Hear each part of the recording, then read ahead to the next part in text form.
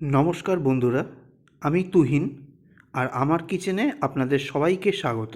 আজ আপনাদের জন্য নিয়ে এসেছি দারুণ স্বাদের একটা রেসিপি, মটরশুঁটির রেসিপি। মটরশুঁটি দিয়ে ধোকার ডালনা অনেকেই হয়তো খেয়েছেন। আমার বাড়িতে মটরশুঁটি দিয়ে ধোকার ডালনা নিরামিষভাবে কীভাবে বানানো হয় সেটাই আজকে আপনাদের সামনে প্রেজেন্ট করব।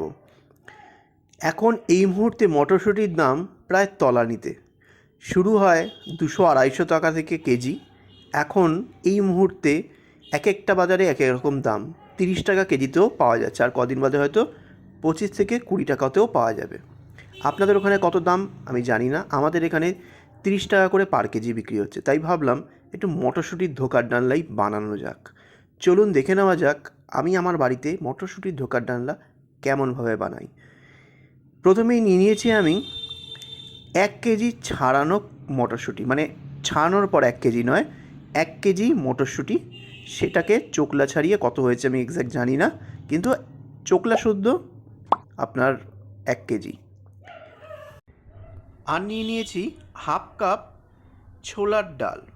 ছোলার ডালটা দিলে ধোকার ডালনা খেতে অপূর্ব হয় এবং বাইন্ডিংটাও খুব ভালো হয়।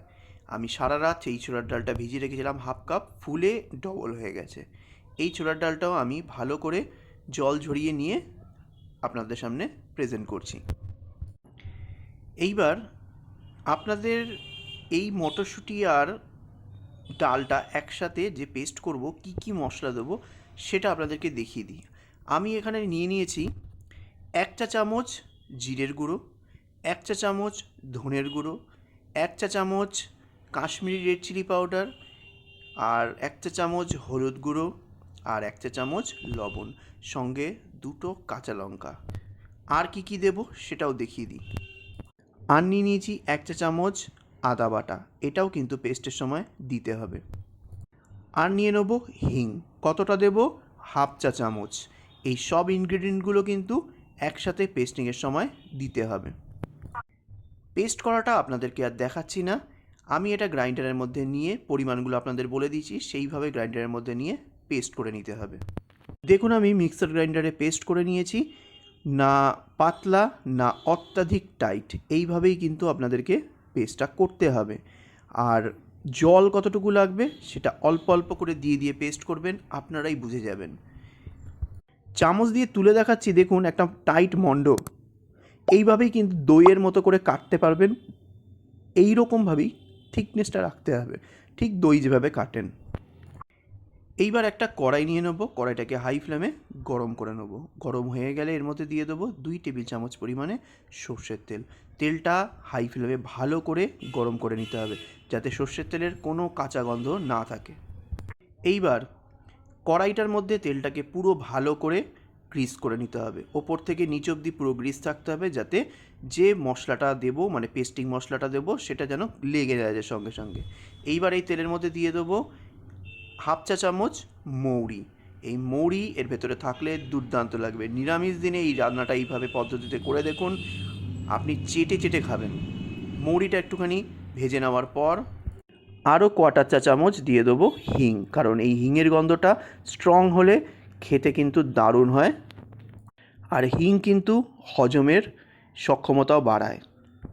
এইবার এই পেস্টটা আমি এর মধ্যে দিয়ে দেবো, দিয়ে এইবার কষতে হবে।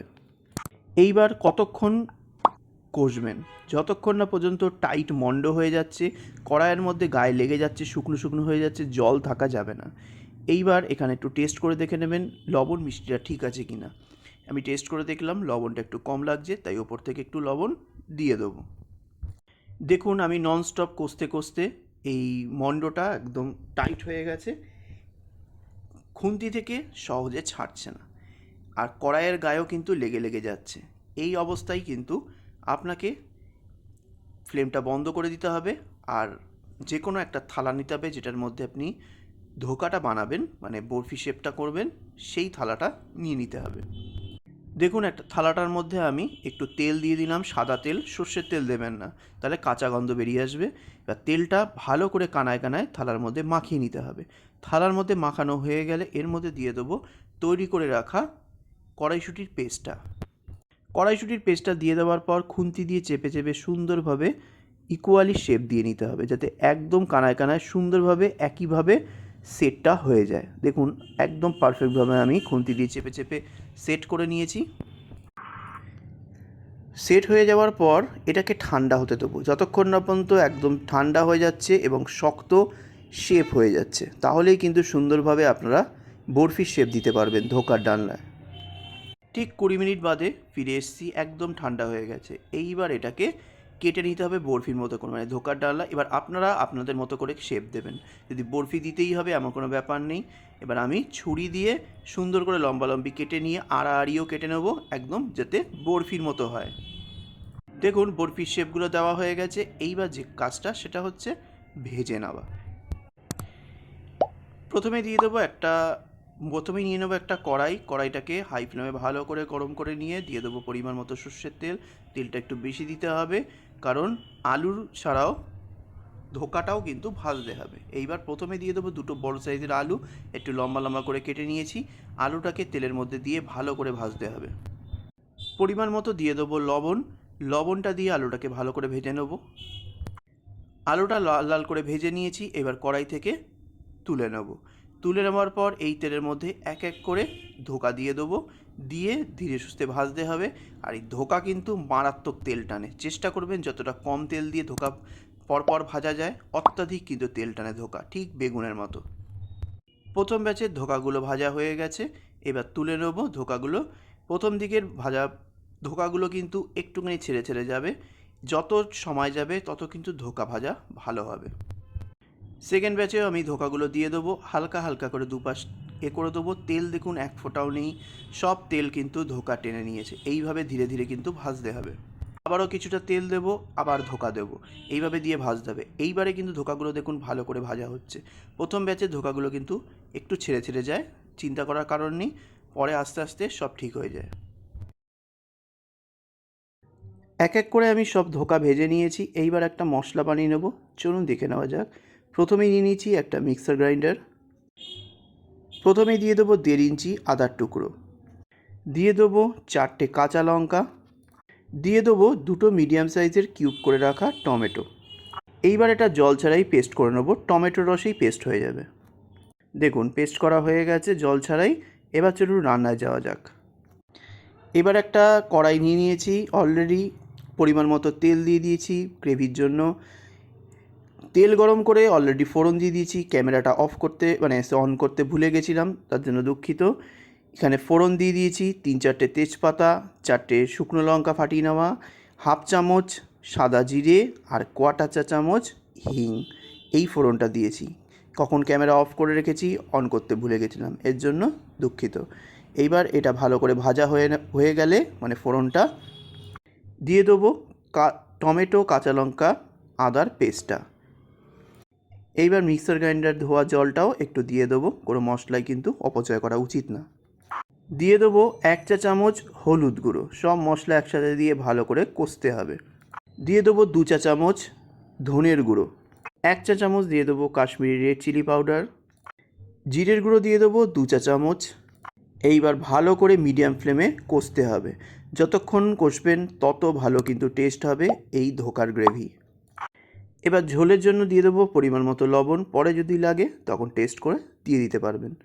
ভালো করে মিক্স করে নিয়ে ঢাকা দিয়ে রেখে দেবো 10 মিনিট। মশলা যত ভালো করে কষবে তত ধোকার ডালনার টেস্ট বাড়বে। 10 মিনিট পর ফিরে আসছি। ঠিক 10 মিনিট পর ঢাকনাটা খুলে নিলাম। দেখুন কিভাবে মশলা কড়ার গায়ে লেগে গেছে, মানে কত ভালো করে এটা কিন্তু কষাটা হয়েছে লো ফ্লেমে। এবার খুন্তি দিয়ে ভালো করে একবার মশলাটাকে উল্টে পাল্টে দিতে হবে। তারপর এর মধ্যে দিয়ে দিতে হবে ভেজে রাখা আলুটা দিয়ে একসাথে মশলার সঙ্গে কষতে হবে, কারণ এই আলুর মধ্যে মশলা ঢুকলে টেস্টটা দ্বিগুণ হয়ে যায়। এইবার ভালো করে মশলাটা দিয়ে আলুটা কষে নেওয়ার পর এইবার দিয়ে দিতে হবে যে মিক্সিতে ডাল বেটেছিলাম সেই ডালের ধুয়ে জলটা। কখনোই এই ডাল ধোয়া জল ফেলবেন না, এতে কিন্তু ধোকার ডালনার টেস্টও হয়, প্লাস ধোকার ডালনার যে গ্রেভিটা হয় তার থিকনেসটাও ভালো হয়।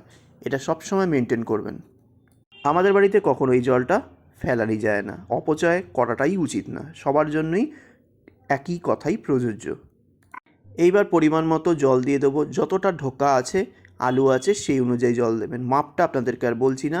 এরপর দিয়ে দেবো পরিমাণ মতো চিনির গুঁড়ো। ধোকার ডালনা নিরামিষ রান্না, তাই একটু মিষ্টি মিষ্টি কিন্তু খেতে বেশ ভালো লাগে।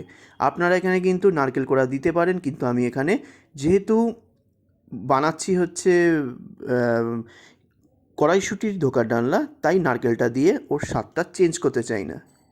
ঢাকা দিয়ে এবার 10 মিনিটের জন্য এটা মিডিয়াম ফ্লেমে ফুটতে দেবো, যাতে আলুটাও সুসিদ্ধ হয়ে যায় আর ভালো করে ঝোলটাতে জালও হয়। ঠিক 10 মিনিট পর ঢাকনাটা তুলে নিলাম। এবার আলুটা চেক করে নেবো, দেখুন নরম হয়ে গেছে আর ঝোলটা পাতলা লাগছে। তো এই পাতলা অবস্থাতেই আপনাকে নামাতে হবে, কারণ ধোকা পুরো টেনে নেবে এই ঝোলটা। ঝোলটা টেস্ট করে দেখে নিলাম যে একটু লবণ লাগবে, তাই 1 পিঞ্চ পরিমাণে লবণ দিয়ে দিলাম। দিয়ে দেবো পরিমাণ মতো গরম মশলা, আর দিয়ে দেবো 1 চামচ গাওয়া ঘি, দিয়ে ভালো করে মিক্স করে নিতে হবে। ঝোলটা একদম রেডি হয়ে গেছে। এইবার কি করবেন, ধোকাটা দিয়ে দেবেন। ধোকা দিলে কিন্তু আর ধোকা তুলতে পারবেন না, তাই আমরা যেটা করি সেটা দেখে নিন। একটা থালার মধ্যে আমি ধোকাগুলোকে সুন্দর করে সাজিয়ে নিয়েছি। এইবার ওপর থেকে দিয়ে দেবো বানিয়ে রাখা ঝোলটা, মানে গ্রেভিটা আলুসহ, দিয়ে এইভাবেই একটা ঢাকা চাপা দিয়ে আর ঢেকে রেখে দেবেন। খাবার আগে পরিবেশন করুন, কারণ এই ঝোলই দেখবেন পাতলা লাগছে, ধোকা কিন্তু টেনে নিয়ে ফুলে যাবে। ঠিক 10-15 মিনিট ঢাকা দিয়ে ফেলে রাখুন। ঢাকা দিয়ে ফেলে রাখার পর কিছুক্ষণ রেখে দেওয়ার পর 10 মিনিট পর আমি ঢাকনাটা তুললাম। দেখুন একেবারে রেডি, সেট হয়ে গেছে। যত সময় যাবে ধোকা তত কিন্তু ঝোল টানবে আর গ্রেভি কিন্তু আরও ঠিক হয়ে যাবে। রেডি হয়ে গেল দুর্দান্ত স্বাদের মটরশুঁটির ধোকার ডালনা।